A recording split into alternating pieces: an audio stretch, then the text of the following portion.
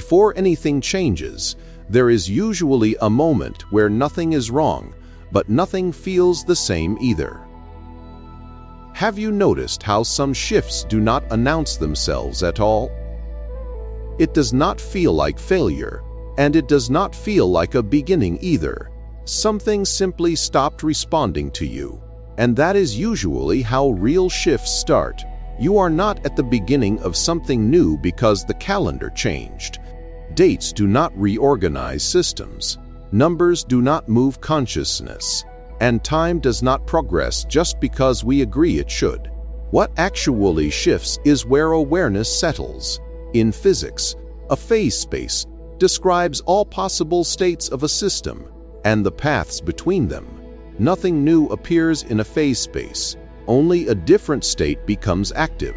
The same is true internally. Most people move through years while remaining psychologically unchanged. The year updates. The patterns repeat. But sometimes something quieter happens. Not excitement, not motivation, not fear. A subtle sense that the old rhythm no longer fits. The goals that once pulled you forward lose their urgency. The identity you defended feels less solid. And the future feels closer than the past, as if it is already leaning towards you. This is not imagination. It is not intuition acting randomly. It is a signal. When a system prepares to change states, energy withdraws from the old configuration before it stabilizes into a new one. Physics does not call this failure. It calls it a phase transition. Water does not argue with boiling.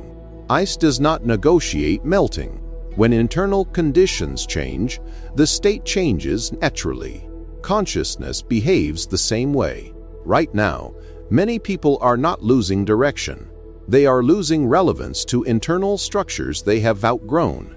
This is why familiar ambitions feel hollow, why planning feels strange, why forcing clarity feels heavy. Neuroscience mirrors this exactly.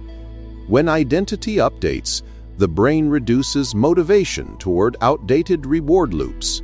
Dopamine is not just pleasure, it is prediction. When the nervous system no longer predicts value in an old future, it stops fueling pursuit, not as punishment, as recalibration. Spiritually, this is often described as being in between. Not who you were, not yet who you are becoming. Identity loosens. Narratives soften. Urgency fades without explanation. This phase is deeply misunderstood. People rush to fill the quiet with new plans, new affirmations, new declarations. But forcing movement during a state transition creates friction. Phase space does not respond to effort. It responds to coherence. Coherence means the system is no longer arguing with itself. Thoughts align with expectations. Expectations align with behavior. Behavior aligns with the nervous system's baseline. There is no internal tug-of-war. Carl Jung observed that transformation often begins with the dissolution of identity, not its immediate replacement. And Neville Goddard pointed to the same idea when he spoke about assuming the state, not as fantasy, but as something that must feel natural. Naturalness cannot be forced. It emerges only after the old state dissolves. That is why re-shifts often go unnoticed. No announcement, no ceremony, just a quiet realization that life responds differently now. Less resistance, cleaner timing, fewer emotional obstacles around action. From the outside, this can look like stagnation. From the inside, it feels like uncertainty. But from a system's perspective, it is precision. A timeline does not end with chaos. It ends with irrelevance. The things that once mattered lose emotional charge. Desire changes tone. Not gone, just quieter, less desperate, less attached to outcome. The mind dislikes this. It measures movement through emotion. When emotion fades, it labels the space as emptiness. But neutrality is not absence. It is disengagement.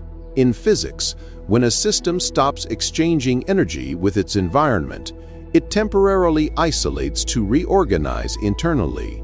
Consciousness follows the same rule. This is why forcing motivation right now backfires. Motivation belongs to the old loop. Clarity belongs to the next state.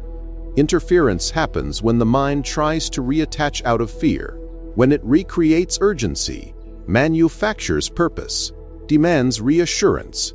The field does not resist this.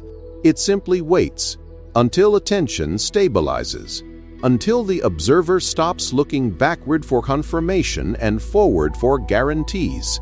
If you recognize this state, you are not lost.